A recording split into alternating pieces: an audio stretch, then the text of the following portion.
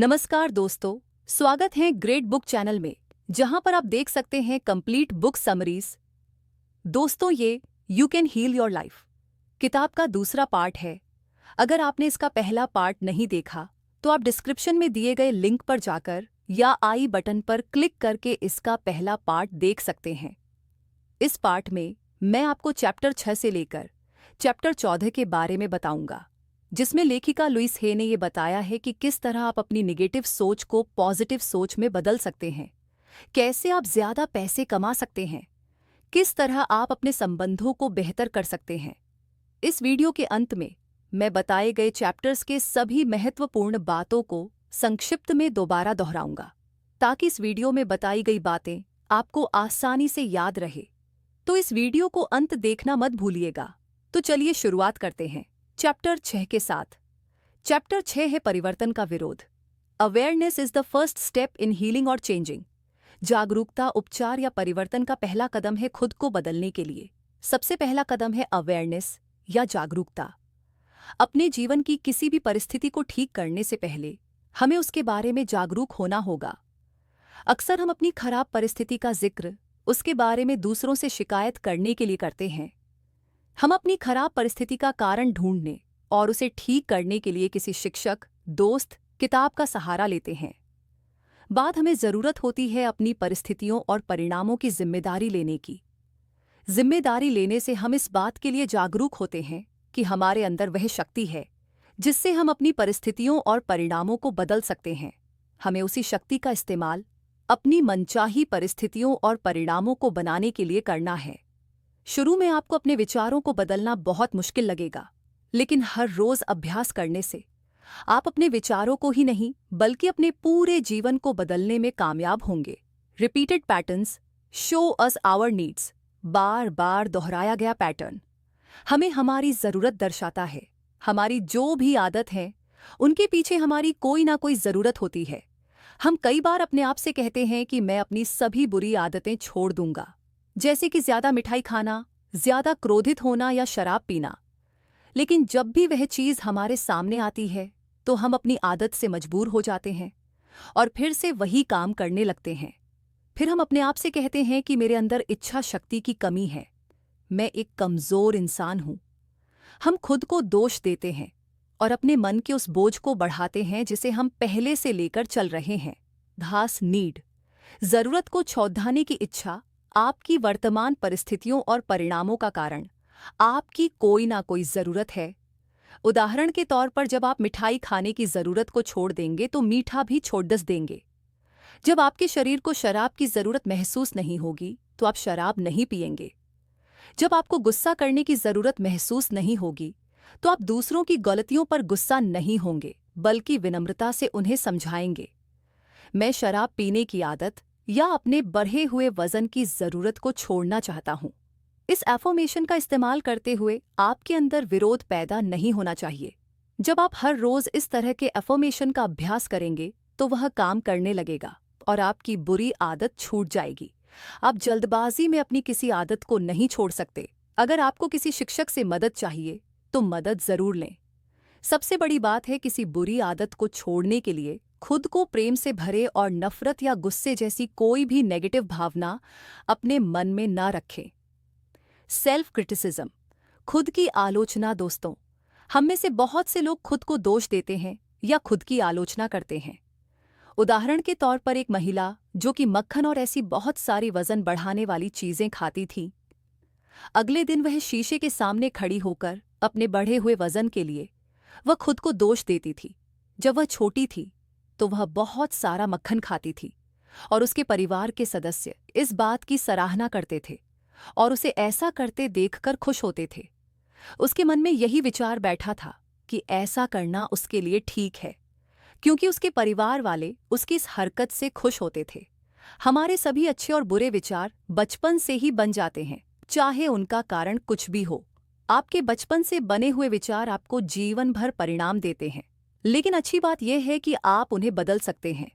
जब आप हर रोज अभ्यास करके अपने विचारों को बदल देंगे तो आपको अपने जीवन में मिलने वाले परिणामों को भी बदल जाएंगे। चैप्टर 7 है हाउ टू चेंज, कैसे बदलें।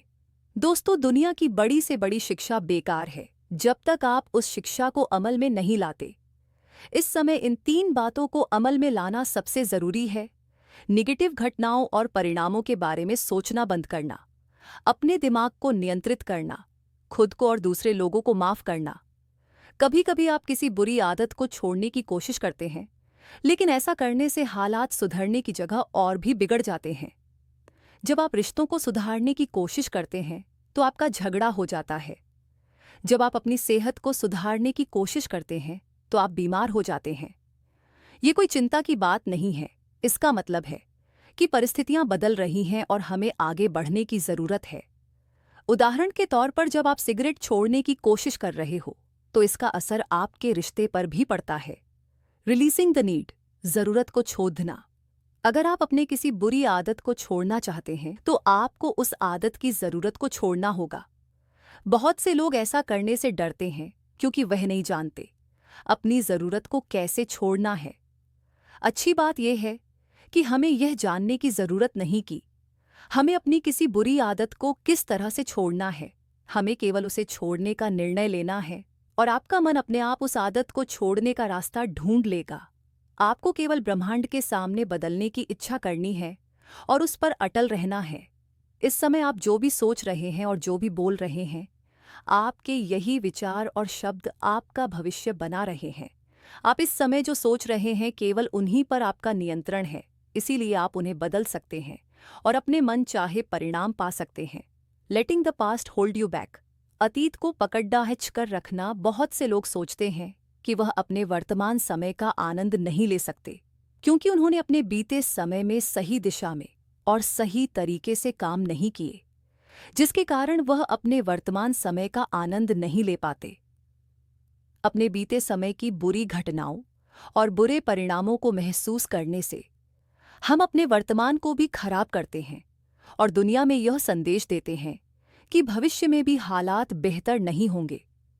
इसलिए हमारे लिए बेहतर यही है कि हम बीते हुए समय की बातों को भूल जाएं, उन परिणामों और परिस्थितियों को अपने मन से पूरी तरह निकाल दें और अपने वर्तमान का आनंद लें। फॉरगिवनेस, माफ करना खुद को और दूसरों को माफ करने से हमें अपने पुराने विचारों से छुटकारा मिलता है। पुराने विचारों को मन से निकालने पर हमें उनसे मिलने वाले नेगेटिव परिणामों से भी छुटकारा मिल जाता है। हमारे साथ पहले जो भी बुरा हुआ है या किसी ने हमारे साथ बुरा किया है तो हम उन घटनाओं का बोझ अपने मन में लेकर जीते हैं। ऐसा इसलिए होता है क्योंकि हम उन लोगों को माफ नहीं करते। हमें खुद को और दूसरों को माफ करना चाहिए। ऐसा करने से हम अपने अतीत की घटनाओं और परिणामों से खुद को अलग कर पाएंगे और वर्तमान में जी सकेंगे। वर्तमान का खुलकर आनंद लेने से हम एक बेहतर भविष्य बनाने में कामयाब होंगे। चैप्टर 8 है बिल्डिंग द न्यू, नई का निर्माण। What you put your attention on grows. आप जिन चीज़ों पर ध्यान देते हैं वह बढ़ती है। हम सब लोग अक्सर उन्हीं परिणामों और परिस्थितियों के बारे में सोचते हैं जो हम अपने जीवन में नहीं चाहते। उदाहरण के तौर पर, हम दूसरों से कहते हैं कि मुझे अकेला नहीं रहना, कर्ज नहीं लेना चाहता, दुखी नहीं रहना चाहता, शराब नहीं पीना चाहता, मोटा नहीं होना चाहता। जब हम इस तरह के विचार सोचते हैं तो उन्हीं चीज़ों पर ध्यान केंद्रित करते हैं जो हम अपने जीवन में नहीं चाहते। इसलिए जिन परिस्थितियों और परिणामों को हम अपने जीवन में नहीं चाहते वह हमेशा हमारे जीवन में बनी रहती हैं। आपको अपने बारे में इस तरह से सोचना होगा कि मैं सबके साथ अच्छे संबंध बनाना चाहता हूँ, मैं अपने जीवन में पैसा चाहता हूँ, मैं अपने जीवन में खुशी और आनंद चाहता हूँ, मैं हमेशा स्वस्थ रहना चाहता हूँ। The process of loving the self, खुद को प्रेम करने की प्रक्रिया। आपके जीवन में कितनी भी बड़ी समस्या क्यों ना हो, आप उन सभी समस्याओं को प्रेम से हल कर सकते हैं।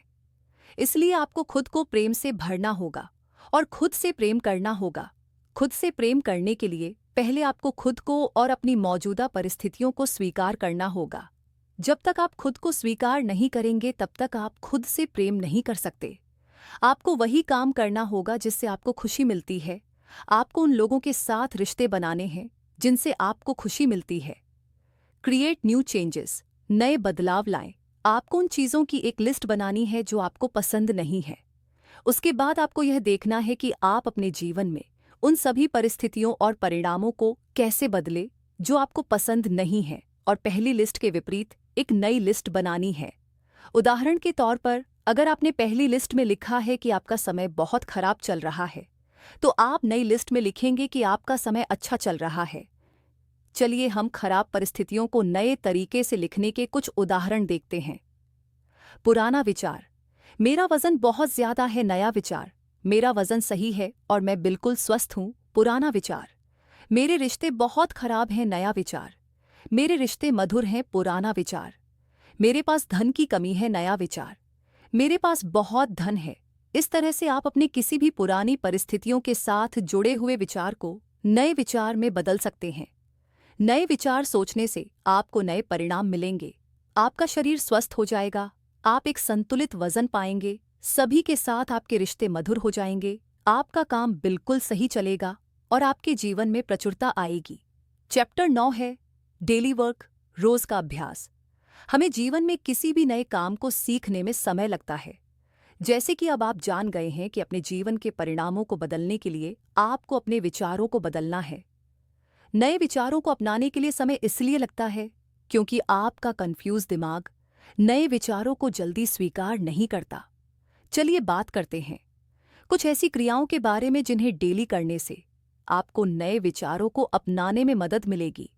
कृतज्ञता का अभ्यास करना, अपने नए विचारों की लिस्ट बनाना, अपने नए विचारों पर ध्यान लगाना, स्वस्थ रहने के लिए कसरत करना, स्वस्थ रहने के लिए अच्छा भोजन करना, नए विचारों की एफर्मेशंस को बोलना, एफर्मेशंस को गाना, अपने दिमाग और शरीर को आराम देना, मानसिक तस्वीरें देखने की प्रक्रिया को करना, नई किताबें पढ़ना। जब आप इन सभी चीजों को अमल में लाएंगे और इनका अभ्यास करेंगे तो आपको अपने नए विचारों को अपनाने में आसानी होगी। आपका मन आपके नए विचारों का विरोध नहीं करेगा और उन्हें जल्दी ही स्वीकार कर लेगा। मेडिटेशन का मतलब है ध्यान लगाना और हमें ध्यान लगाने की प्रक्रिया को रोज करना चाहिए। आपके लिए ध्यान लगाना बहुत महत्वपूर्ण है क्योंकि ब्रह्मांड की ऊर्जा वही बहती है जहां ध्यान जाता है।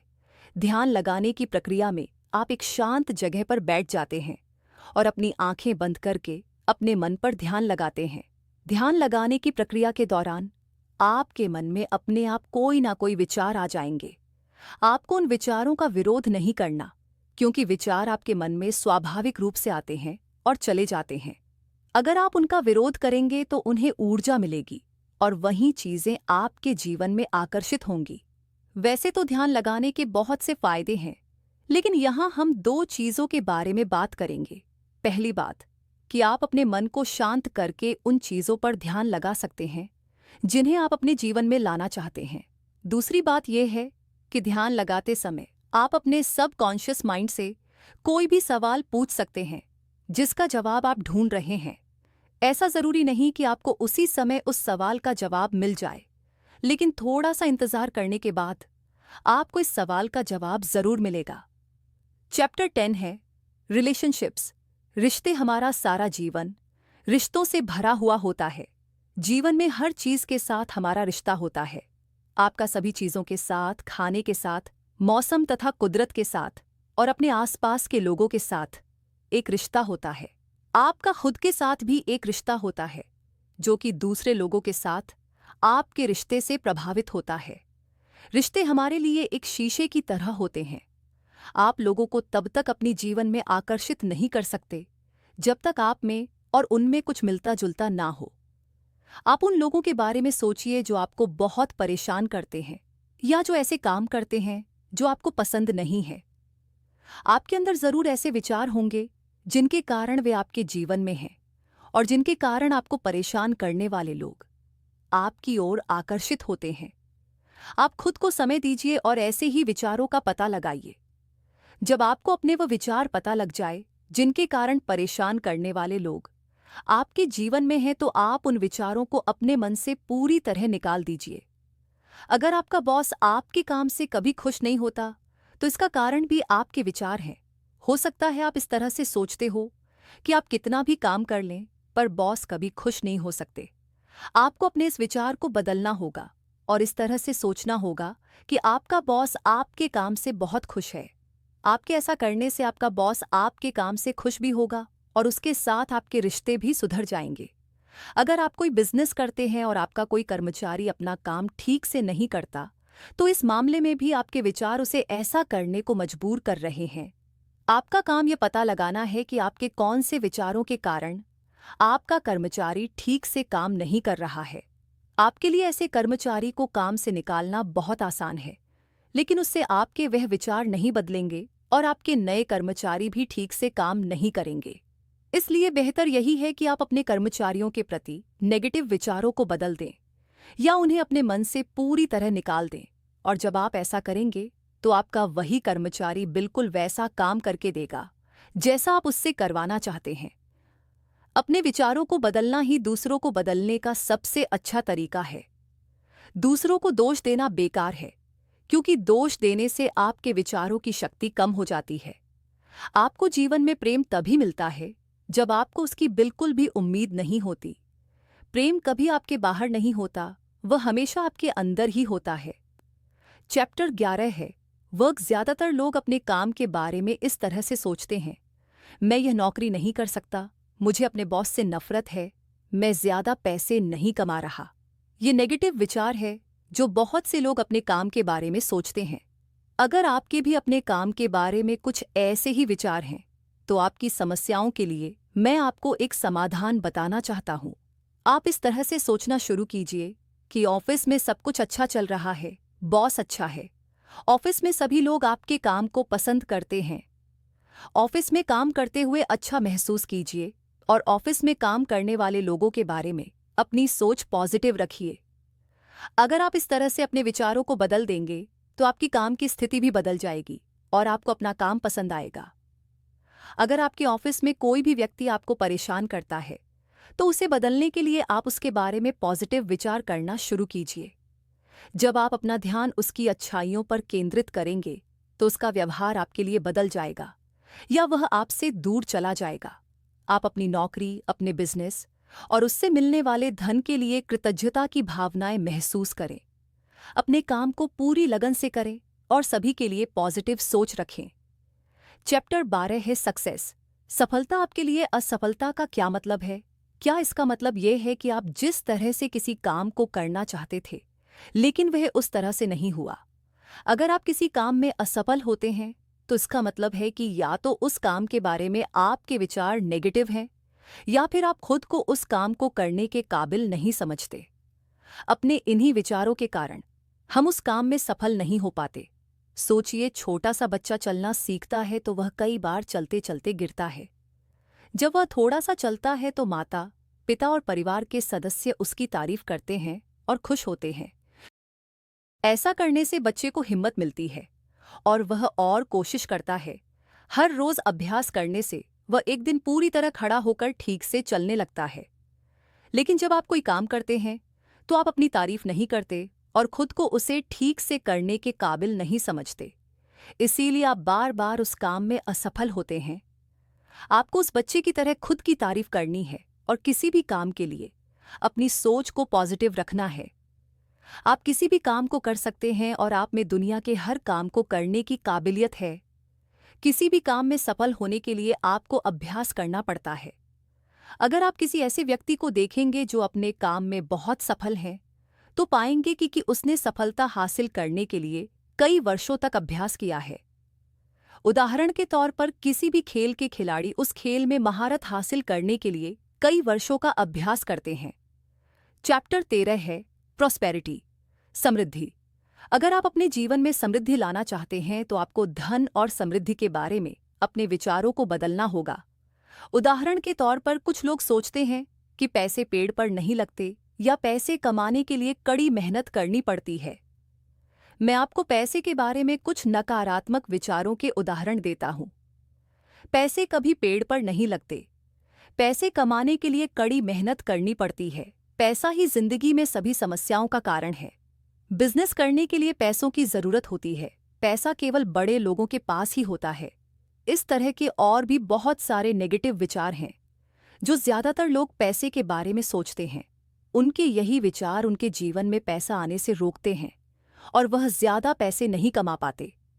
यह सब विचार हमें दूसरों से मिलते हैं, इन विचारों को ही हम अपना विश्वास बना लेते हैं और उसी के अनुसार हमें जीवन में धन मिलता है। धन के बिना जीवन में प्रचुरता नहीं आ सकती।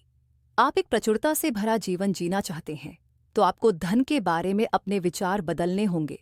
आपको इस तरह से सोचना होगा कि आप जितना चाहे उतना पैसा कमा सकते हैं। आप में पैसा कमाने की काबिलियत है। जीवन में समृद्धि लाने के लिए सबसे पहले आपको खुद से प्रेम करना है और अपने बारे में अच्छा महसूस करना है। अगर इस समय आपके पास धन की कमी है तो भी अपने आप को समृद्धि में देखना है। अपने बिल्स को देखकर कभी चिंता ना करें और यह सोचें कि आप उन्हें चुका सकते हैं। आप हमेशा परिवार का पूरा खर्च उठा सकते हैं।